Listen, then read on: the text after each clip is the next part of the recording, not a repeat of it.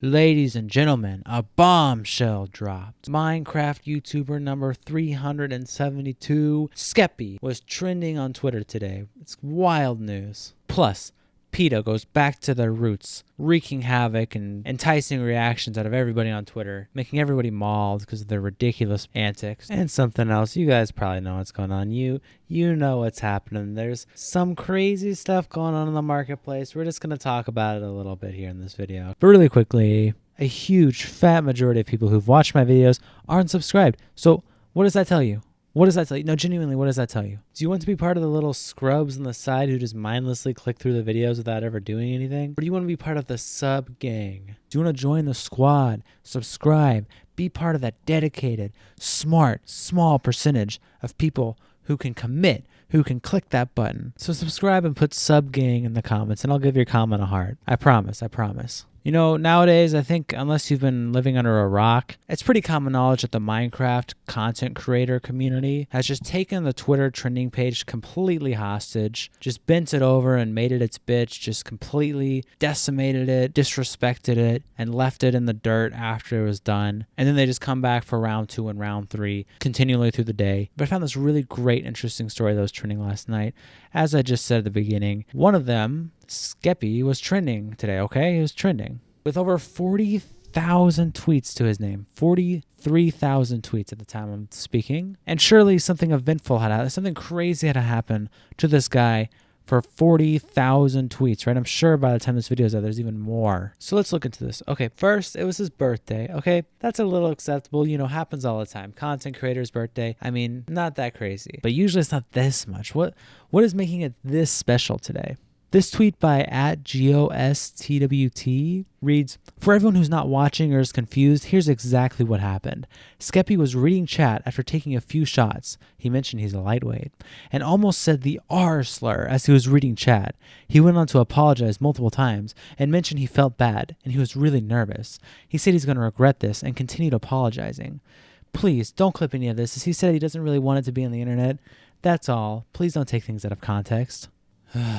Man, it's all so tiring. Okay, so let me get this straight. On the dude's birthday, he gets drunk, he's reading a chat message, and he almost says the R slur. He almost says retard. And that's what's happening here. That's the story. Really? So surely you have to think, okay, well, obviously Skeppy's he's playing optics, right? He's just trying to be optical. So he's like, telling everyone not to talk about it. No. Here from Tiger Titty says, "Put that fact that it's still in his vocabulary." Great. Just the level of brain power involved in these people is astonishing. It's really mind-boggling. And this genius, Roxanne, y'all really defending them saying slurs now? God, the day Minecraft YouTubers stop trending is the day I finally feel peace. Okay, wait, I take that back. I actually, I hard agree with Roxanne there. Roxanne, you my homie. Shout out to you.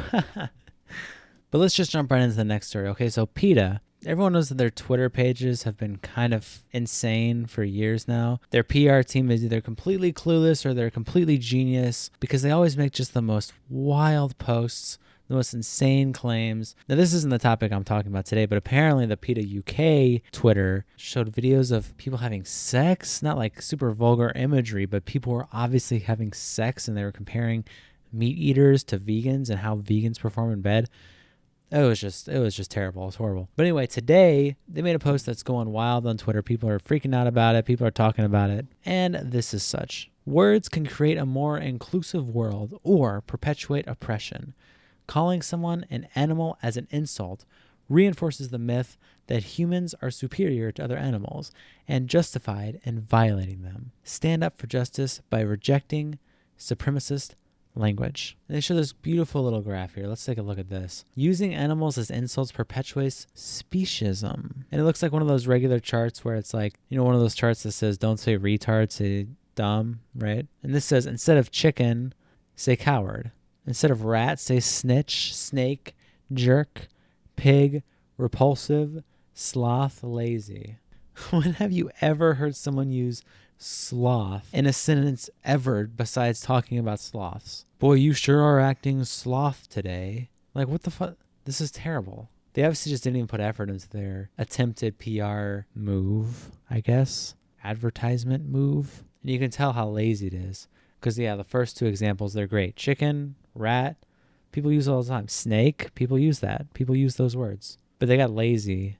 Oh, I guess they got sloth and ended up putting that at the end. They go on this like 3-tweet rant about how it's harmful and inaccurate. They say it degrades animals. I mean, let's just push aside the fact that they're obviously just doing this for attention. Let's just, get that out of the way. If you actually look at their argument, it's completely ridiculous. And they know it's ridiculous. They're doing this for a reaction. They know there's no standing here. It doesn't even make sense because it's not like you're calling a chicken like a slur. It's not like you're insulting a chicken. You're going after a person and you're insulting the person, and the word used is the same word to describe an animal. So what? How does that have any correlation at all? How is that even related? When I hear somebody say, wow, you're such a rat for what you did, I don't like literally picture a rat and do some like mental leaps to like connect that to like justifying rats being used in an inhumane way for like study or whatever. Who cares? I don't know, some shit. That's just such a mental leap. No one genuinely does it. There's no correlation at all. You're not calling the chicken a gobbleneck or some shit. Like, you're not going to that. You're fine. Nothing's happening. And even the vegans are disappointed. Jessica saying, 6 years vegan, please stop making us look ridiculous. And then, like I said, you really have to be doing mental leaps, because this guy, Jason L. Morrow, a guy who's as white as it gets, comes on and says, sure, you can, and that's your right, but also using the word pig that way perpetuates the negative ideas in other people's minds, if not in your own. Like using racial slurs when you're not around people that those terms target, it still perpetuates a culture of dominance. Dude, why is he acting like we're calling them piggers? You just call somebody a pig. What's wrong with that? And I really think that Zuby Music here puts it best with this tweet. Just go ahead and let that sink in there. That's pretty much about as good as you can put it. Let's go to the final story. So obviously the marketplace has been crazy, and if you've still stuck around to watch this video, let me tell you guys a little bit about it. So a lot of people don't really understand what's happening. They don't really quite get it. And I'm not going to lie, I'm not an expert in stocks. I've really just very recently started looking into stocks. So I'm in no way a financial expert. I'm not giving financial advice. Do not blame me if you listen to my video and you decide to go do something and you get screwed over. Not my fault. Sorry. But anyway, there's this concept in stocks called shorting. And this isn't really exactly how it works. I'm kind of just putting it in layman's terms. But basically, it's where you bet on if a stock is going to go up or if it's going to go down. That's essentially like the layman's term definition of it. It's a little bit more complicated than that, but that's about it. So essentially, a whole bunch of hedge funds, which are run by a bunch of billionaires and just people with tons of money, put a bet that the GameStop stock would go down over the next, I think, couple of weeks is how it works. And if they're wrong, then they have to invest all the money that they bet back into GameStop. So they all bet that it's going to go down. If they're wrong, they got to go put it all back into GameStop because they bet incorrectly. So the subreddit Wall Street Bets saw this and they decided, you know what? We're going to screw the billionaires here and we're just going to buy a bunch of GameStop stock. We're just going to shoot it through the roof, to the moon, as they say. And so essentially, as long as the stock isn't going down, as time passes, these hedge funds and these billionaires are going to have to start paying up because they lost the bet, which then goes into the GameStop stock, which then the little scrubby investors who purchased it now make a profit. And obviously, everybody is freaking out. Nobody likes it at all. I think my boy Augie put it best. He said, "Today was the first day in my life I've ever witnessed Twitter in total agreement for the entire day." And honestly, it's so true. This is like the first time I've ever seen just almost the entire world group up against Wall Street billionaires, like completely bipartisan no matter what. You had someone like Boogie2988 who's very left-leaning, very, very left-leaning. He tweeted out a video of Tucker Carlson talking about the whole thing.